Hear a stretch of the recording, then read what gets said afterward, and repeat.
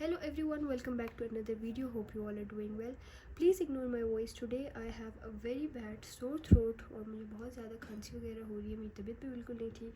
इसी वजह से I couldn't make video for you all.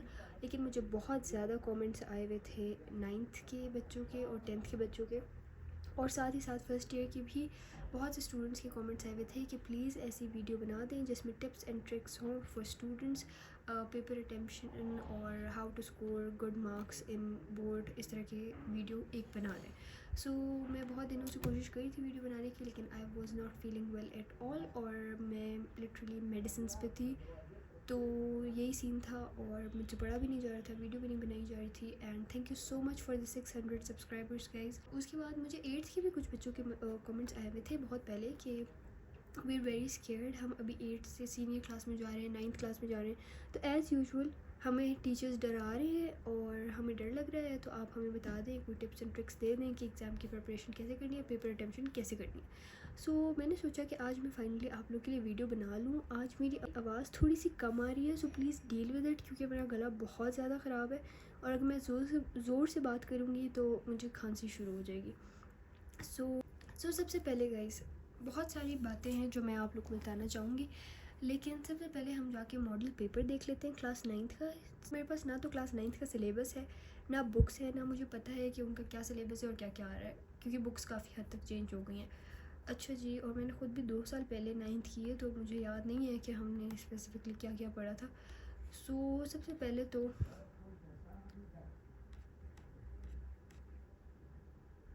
हम मॉडल पेपर की तरफ जाते हैं. हमारे पास यहाँ पे आ गया जैसे मैथ्स का मॉडल पेपर. आपके पास सबसे पहले हैं 15 MCQs और फिर आपके पास आ जाते हैं 9 शॉर्ट क्वेश्चंस मैथ्स के लिए, और फिर उसके बाद आपके पास आ जाते हैं 3 लॉन्ग्स. तो इसमें ये हर चीज़ होती है कि आप इसके साथ इसकी ई शीट भी हम खोल लेते हैं.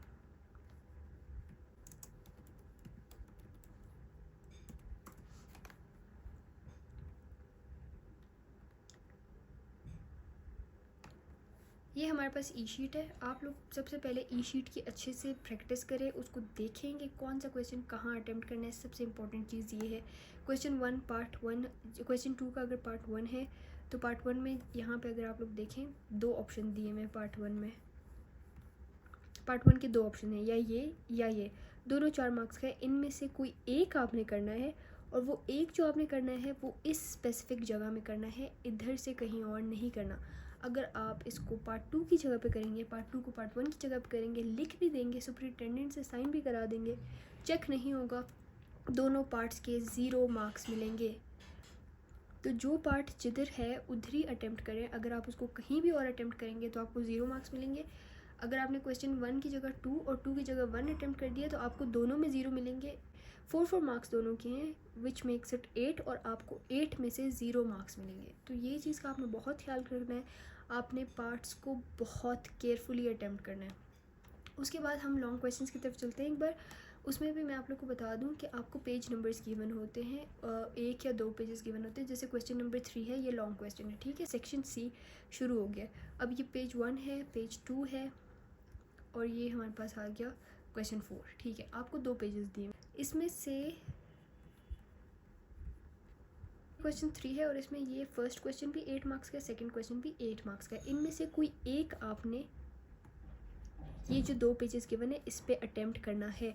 अगर आपका क्वेश्चन लॉन्ग क्वेश्चन अगर एक पेज पे आके ख़त्म हो गया, ठीक है, हो गया ख़त्म, ये दूसरे पेज पे आपने क्वेश्चन 4 स्टार्ट नहीं करना. अगर यहाँ पे क्वेश्चन 4 किया, 0 मार्क्स लगेंगे, नहीं मिलेंगे मार्क्स. यहाँ पे अगर आपने यहाँ पे अगर आपका क्वेश्चन ख़त्म हो गया, आपको इस पेज की नीड नहीं है, इसको खाली छोड़ दें, कुछ मत लिखें.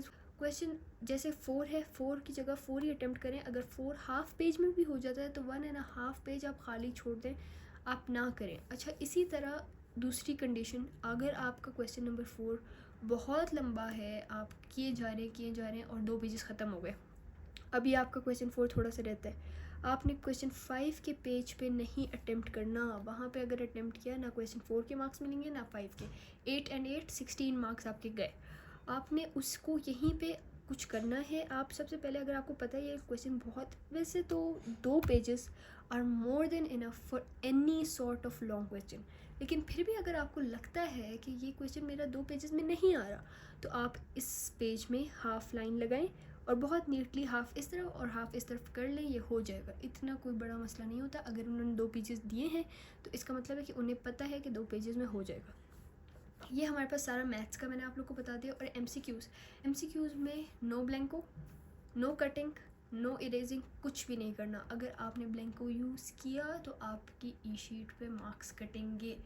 बेशक आपने गलत वाले को ब्लैंको कर दिया है और अब सही ऑप्शन कर दिया है, आपके 0 ही लगेंगे। अगर आपने ब्लैंको यूज़ किया आपके 0 मार्क्स लगेंगे। तो आप ब्लैंको यूज़ मत करें। पहले आपके पास 20 मिनट होते हैं 15 एमसीक्यूज़ को अटैम्प्ट करने के लिए। तो आप इन 20 मिनट में अच्छे से एक बार क्वेश्चंस को रीड करें, उसके बाद पेंसिल लें, पेंसिल से सिर्फ हल्का सा डॉट लगाएं कि जो आपको लगता है ठीक है। उसके बाद जो आपने नहीं किया, जो रह गया, जो आपको नहीं आता, उसको स्किप करें, उस पर सर्कल लगा दें कि ये मैंने नहीं किया, ये मैं एंड में देखूंगी या देखूंगा, वट इसको सर्कल लगा दें, इसको बाद में देखें। पहले अपने सारे एमसीक्यूज पेंसिल से कर लें, फिर वापस आएँ, फिर देखिए जो आपने सर्कल लगाया था वो उनको चेक करें, उनको करें, उनको अटेम्प्ट कर लिया, ठीक है, हो गया। आपने लेना है पेन और उसके बाद आपने ये जो बबल्स फिल करने हैं, बबल से बाहर नहीं निकलना चाहिए पेन। अगर हल्का से भी बाहर हुआ तो आपके मार्क्स कटेंगे, 0 लगेंगे। ब्लैंको यूज़ करने की कोई ज़रूरत नहीं है। और ये बिल्कुल मत सोचिएगा कि आप लोग बहुत ही चालाक हैं, आप लोग ऐसे ब्लैंको यूज़ करेंगे पता नहीं चलेगा। पता चल जाएगा, जब स्कैन होता है उसमें साफ पता चल जाता है कि ब्लैंको यूज़ हुआ है। उसकी वजह से आपके बाकी जो एमसीक्यूज़ हैं उसकी भी मार्किंग गलत हो सकती है। सो ये काम नहीं करना है। सबसे पहले मैंने आप लोग को पेपर अटेम्प्शन का तरीका बता दिया। अच्छा, अभी आप लोग कहेंगे मैथ्स का और साइंस सब्जेक्ट्स का थोड़ा डिफरेंट पेपर पैटर्न है, तो मैं किसी एक साइंस सब्जेक्ट का भी आपको बता देती हूँ। इतना कोई ख़ास डिफरेंस नहीं है, कोई ख़ास डिफरेंस नहीं है। जैसे इसके आप लोगों ने 9 क्वेश्चंस अटेम्प्ट करने थे सेक्शन बी में। साइंस सब्जेक्ट्स के आप लोगों ने 11 करने होते हैं। वो कोई डिफ़िकल्ट काम नहीं है, क्वेश्चंस का बस नंबर चेंज हो रहा है और तरीका जो है अटेम्प्शन का वो बिल्कुल सेम है, कोई ख़ास फ़र्क नहीं है। 9th के बच्चे बहुत ज़्यादा टेंशन में मुझे कमेंट्स कर कर के बार बार कह रहे हैं कि वे डिप्रेशन से तो कुछ भी नहीं होगा। आप लोग के पास 15 दिन भी नहीं है, अभी डिप्रेस होने का भी टाइम नहीं है। फ़िलहाल बैठ के पढ़ें और अपना जितना टाइम है उसको पढ़ने में लगाएं। इस टाइम रोने का, डिप्रेस होने का किसी चीज़ का टाइम नहीं है। 9th-10th में जब सिलेबस ज़्यादा होता था और कभी कभी मुझे रोना आता था, तो एक स्टेज ऐसा आ जाता था कि मैं सोचती थी कि अभी रोने का भी टाइम नहीं है। तो आप लोग का वही वाला टाइम है। इस टाइम रोने और डिप्रेशन का टाइम नहीं है, बैठ के पढ़ें। यहाँ पे अगर आप लोग देखें, यहाँ पे क्वेश्चंस दिए हुए 11, बाकी कोई फ़र्क नहीं है। मैथ्स में 9 क्वेश्चंस होंगे, इसमें 11 क्वेश्चंस होंगे। एमसीक्यूज़ हम देख लेते हैं। यहाँ पे आपके पास एमसीक्यूज़ आ जाते हैं टोटल 12 एमसीक्यूज़ हैं आपके पास साइंस सब्जेक्ट्स में, और मैथ्स में आपके पास 15 एमसीक्यूज़ हैं। बस ये फ़र्क है। और लॉन्ग क्वेश्चन वहाँ पे 3 थे, यहाँ पे 4 हैं। अपनी टाइम मैनेजमेंट आप लोगों ने देखनी है, ये बहुत ज़्यादा मैटर करता है। 8th क्लास के पेपर में मैं सेक्शन बी के क्वेश्चन में इतना टाइम लगा दिया था, 4 मार्क्स के लिए मैंने 8 मार्क्स का लॉन्ग छोड़ दिया था। लेकिन luckily it was 8th class, तो फिर मैंने अपनी गलती से सीख लिया और टाइम मैनेजमेंट अब अच्छी कर दी है। ये जो कुछ बच्चे बहुत ही ज़्यादा अक्लमंद होते हैं ना, जो ऑल नाइटर्स पुल करने का इरादा रखते हैं कि हम ऑल नाइटर पुल करेंगे, सुबह जाएंगे, पेपर देंगे, पेपर से आकर सो जाएंगे, ये करने की कोई ज़रूरत नहीं है। पूरी रात आप बैठ के पढ़ेंगे, फिर आप 1 मिनट भी नहीं सोएंगे, आप पेपर देने चले जाएंगे, फिर आप पेपर में सो रहे होंगे। आपको पेपर में जल्दी होगी कि बस पेपर जल्दी ख़त्म हो, मैं घर जाऊं और मैं सो जाऊं।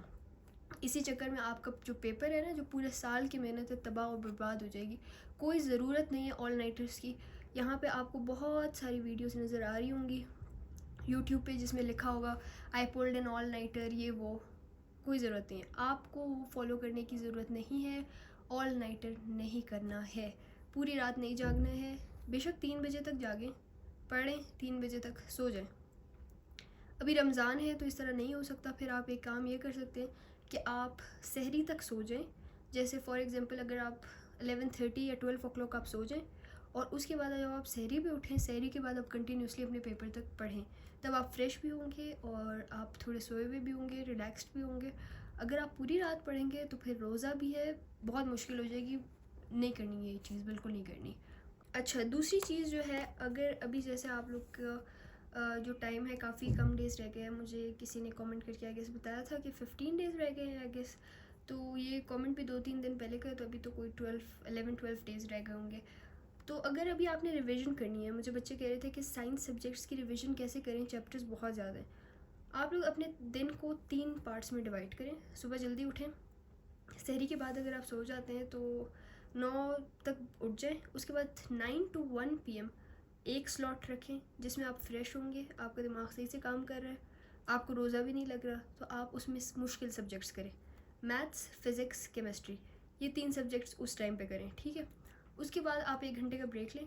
2 से लेके फिर अफ्तारी तक आप कोई इजी सब्जेक्ट करें, जैसे इस्लामियात, पाकिस्तान स्टडीज़, इंग्लिश, उर्दू, इस तरह के सब्जेक्ट्स करें जो थोड़े से रिलैक्सिंग हो। आफ्टर अफ्तारी आपने वापस स्विच करना है और अपने मुश्किल सब्जेक्ट पे जाना है। तो इस तरह आप रिवाइज़ करें, और जो सब्जेक्ट्स जैसे साइंस सब्जेक्ट्स के चैप्टर्स आपने पहले बहुत दफ़ा किए हुए, प्री बोर्ड्स दिए हुए, सेंडअप्स दिए हुए, चेक पॉइंट्स दिए हुए, बहुत ज़्यादा टेस्ट दिए हुए आप लोगों ने उसके, तो आप लोग उसको रीड करें और उसको समझें। अभी याद दोबारा से ना करें, मतलब याद ना करें उसको, आप लोग को याद ऑब्वियसली होंगे, तो आप लोग उसको 2 से 3 दफ़ा अच्छी तरह बस रीड करें। एक्सरसाइज के क्वेश्चंस जो बुक में दिए हुए हैं वो अटैम्प्ट करें, और फिज़िक्स के न्यूमेरिकल्स नहीं छोड़ने, फ़िज़िक्स के सारे न्यूमेरिकल्स खुद अटैम्प्ट करने, फिर चेक करने। ये ना हो कि भाई न्यूमेरिकल सामने खुला हुआ पड़ा है और आप लोग वहीं से छाप रहे हो और कह रहे हैं मेरा आंसर तो ठीक आ गया। इस तरह नहीं, आप लोगों ने न्यूमेरिकल खुद अटैम्प्ट करना है और उसके बाद चेक करना है कि आपका आंसर ठीक आया है कि नहीं। ये वीडियो काफ़ी ज़्यादा लंबी हो गई थी, तो इसलिए मैंने इसको 2 पार्ट्स में डिवाइड कर दिया है, और इंशाल्लाह ये पार्ट आज मैं अपलोड कर दूँगी, और इसका next part I will upload it in a day or so. So this was it for today's video. Please let me know in the comments if this was helpful. Thank you for watching. Till next time, अल्लाह हाफिज़।